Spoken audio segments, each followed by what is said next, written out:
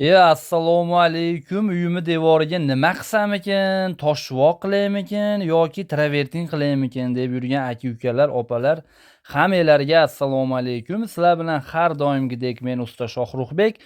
Sizlar uchun bugun uyni devoriga yana bir variantni, ya'ni tunukafondan qilingan fasad ishini taqdim qilmoqchimiz.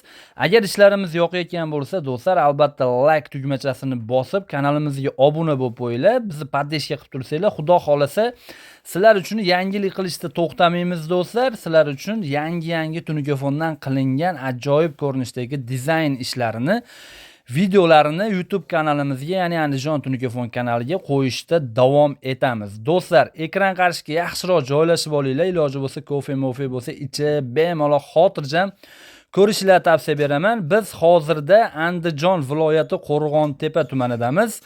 Ko'rib turganinglardek, uyning devoriga tunukafondan mana shunaqa ajoyib ko'rinishda fasad ishi qilganmiz, ya'ni tunukafondan ishlov berganmiz devorga. Ko'rib turganlardek, hech qanday tunukamizda vanna yo'q. 0.35 qalinlikdagi tunukada qilingan ishlarimizdan biri juda ham chiroyli chiqqan do'stlar. Endi ancha-muncha changlariga e'tibor bermaysizlar. Xo'p do'stlar, ko'rib turganlardek, rangi keladigan bo'lsa, oq rangga mokriy rangda qilingan polnistiy ishlarimiz, polnistiy devorlari ham tepa qismi, ya'ni patologiyamiz ham mokriy rangga oq rang aralashtirilgan holatda qilingan. Tarnovni ham mana shu rangimizga moslab mokriy rangda qilganmiz. Hozirda do'stlar, so'kilimizni ko'rib turmoqdasizlar. So'kiliga maydaroq qilib g'ish ko'rinishda qilganmiz. Sababi so'kil bu pastki qismda joylashgan bo'ladi. Ancha-muncha tepsangiz ham hech narsa bo'lmaydi. Bu tunukani qancha bukilishi ko'p bo'lsa, shunchalik sifati yuqori bo'ladi. Do'stlar, darvozaxonamizni ko'rishinglar mumkin. Darvozaxonamizni ham o'ta ham go'zal holatda qilganmiz do'stlar.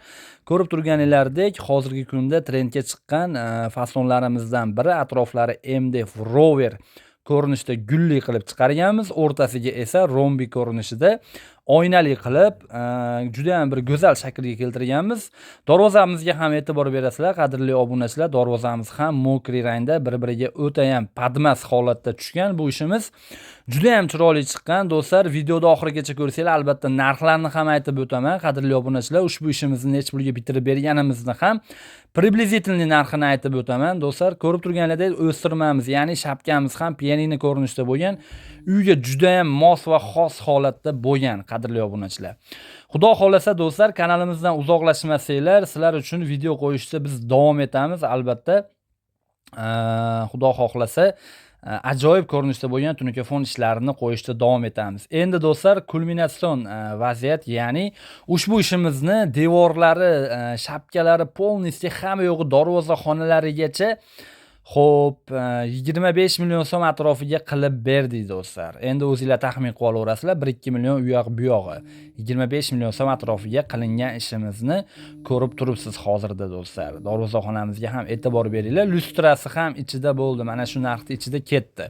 O'zi aslida lyustrasi uyda egasidan bo'ladi, lekin dogovorda do'stlar lyustrasini ham ichida qilib berdik, qadrli obunachilar. Juda ham ajoyib ko'rinishda bo'lgan ishlarimizdan biri. Xudo xohlasa endi do'stlar, iloji boricha sizlar uchun yangilik qilishda davom etamiz, ya'ni yangi ko'rinishda tunukafon ishlarini qo'yishda davom etamiz. Sog' bo'linglar do'stlar. Salom.